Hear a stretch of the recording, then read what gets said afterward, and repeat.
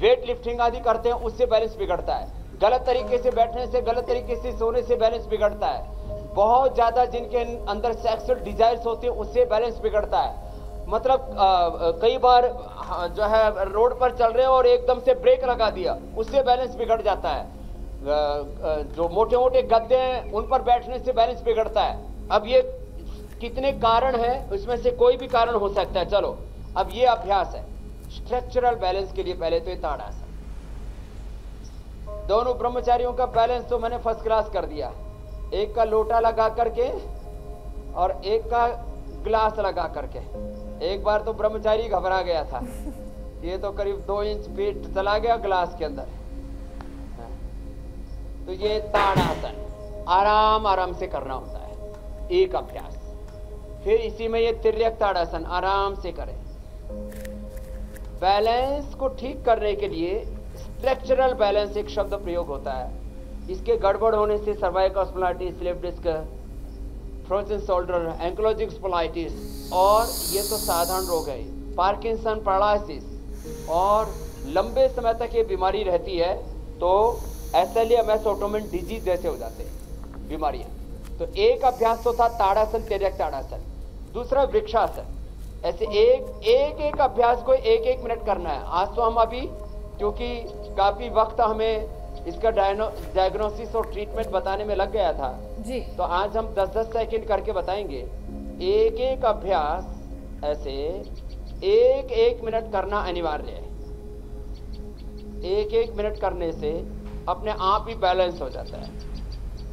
और मैं कह रहा था जब कोई कारण ना हो और बीपी हाई हो रहा है, बीपी लो हो रहा है, वजन एकदम से घटने लगा है, वजन एकदम से बढ़ने से लगा है, ये जो मॉडर्न मेडिकल साइंस में जो डायग्नोसिस के तरीके हैं, T4, T3, TSH का इम्बैलेंस हो गया है, ये बीपी बढ़ गया, पता लगा आर्टरीज के अंदर, वेन्स के अंदर ब्लड का सर्कुलेशन ये बढ़ गया, शुगर बढ़ गई, शुगर घट गई, बीपी बढ़ गया, बीपी घट गया, वेट बढ़ गया, वेट घट गया, ये जो ये हो रहा है इसके पीछे कारण क्या है? तो इसके पीछे और बहुत से कारण होंगे, इसमें सबसे बड़ा कारण है स्ट्रक्चरल बैलेंस के लिए ये भी बहुत जरूरी है। पादहस्तासन बहुत बड़ा कारण है। ये नाभि का डिगना जो अभी बताया था, और स्ट्रक्चरल बैलेंस, पूरा स्ट्रक्चर के साथ एनर्जी का बैलेंस बिगड़ जाता है।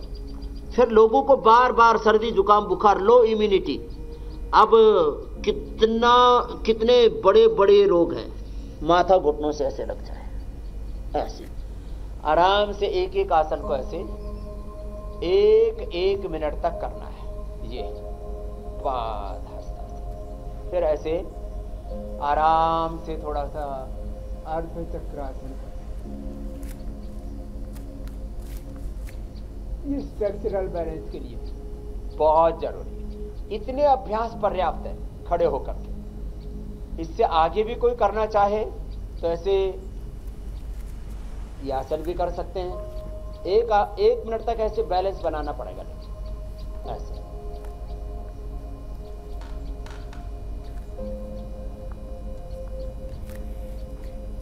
दस सेकंड से शुरू करें, धीरे धीरे 1 मिनट तक चले जाइए स्ट्रक्चरल बैलेंस के लिए।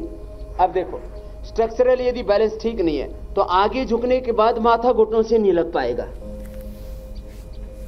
तो कोशिश करें ऐसे आगे झुक करके, पहले अंगुली से और अंगूठी से पैर की अंगूठी को पकड़ा और आगे झुक करके माथा घुटनों से लगा दिया। और साथ ही साथ आज बहुत जबरदस्त कार्यक्रम है ये कि इसमें जो भी हमारे परंपरागत तौर तरीके हैं, कुछ तो मैंने शुरू में बता दिया आपको। एक्यूप्रेशर अभी और शेष है, वो मैं आगे बताने वाला हूं। अब वज्रासन में बैठ जाएं। इसके साथ साथ जैसे मैंने बताया था, हमारी पूज्य साध्वी देवादिति जी, ये हमारी ऐसी बहनें हैं जो योग विद्या में पूरी निष्णात हैं। अंगूठा अंदर, अंगुलियां ऊपर, मुट्ठियां बंद। ये नाभि के डिगने से क्या क्या बीमारियां होती है वो भी मैं बताता हूं। अब कोशिश करते हम आधा मिनट तक करेंगे क्योंकि हमें 10 आसन करने, 10 मिनट का समय हमारे पास। आज ही सांस बाहर छोड़ के आगे झुकेंगे। पूरे देश के करोड़ों लोगों का स्ट्रक्चरल बैलेंस, उनका स्ट्रक्चर, कैरेक्टर, उनके हार्डवेयर, सॉफ्टवेयर हमें अच्छे करने हैं। कैसे करने जरा देखें। आगे झुक करके 1 मिनट रुक गए, ऐसे नाभि के दोनों ओर लगाए थे अंगूठे, मुट्ठियां आगे झुक करके, छाती घुटनों से लग गई, कमर सीधी अब ऐसे हो जाती है, देखो पूरे झुकने के बाद। अब देखो, जिन लोगों को पेट में बार बार गैस बनती है, एसिडिटी होती है, कॉन्स्टिपेशन है, कोलाइटिस है, कुछ लोगों को खाने के बाद गैस बहुत बनती है, फिर सही समय पर शौच नहीं होता है, किसी को खाने के तुरंत बाद टॉयलेट जाना पड़ता है, खाने के तुरंत बाद टॉयलेट जाना पड़े तो हमारे आयुर्वेद में कहा जाता है उसकी मृत्यु नजदीक है, वो लंबा नहीं जी सकता, वो शक्तिहीन हो जाएगा, निस्तेज हो जाएगा। तो खाने के तुरंत बाद टॉयलेट जाना, ये कहने को कोलाइटिस बीमारी है, लेकिन ये स्ट्रक्चरल इंबैलेंस के कारण से है। इसके लिए एलोपैथी में कोलाइटिस की कोई दवाई नहीं है, इसकी दवाई यही है जो मैं बता रहा हूं अभी। आयुर्वेद में ठीक हम देते हैं, कुर्जा, रिष्टकुटस, घनवटी, बिल्व का चूर्ण बताते हैं, तक्रकल्प बताते हैं, हम ठीक कर देते हैं। 1 मिनट तक ये आज ही आसन कर ले, आज से ही कोलाइटिस में फायदा। दूसरा है कॉन्स्टिपेशन। खाने के बाद यदि शाम को आपने खाना खाया मान लीजिए 7-8 बजे और सुबह 4 बजे उठ करके टॉयलेट नहीं हुआ, माने सुबह का खाया हुआ शाम को खाया हुआ सुबह, यदि आप फ्लैश नहीं होता है, उसमें से जितने न्यूट्रिएंट्स, माइक्रो न्यूट्रिएंट्स हैं, 8 घंटे के अंदर पूरा साइकिल पूरा हो जाता है।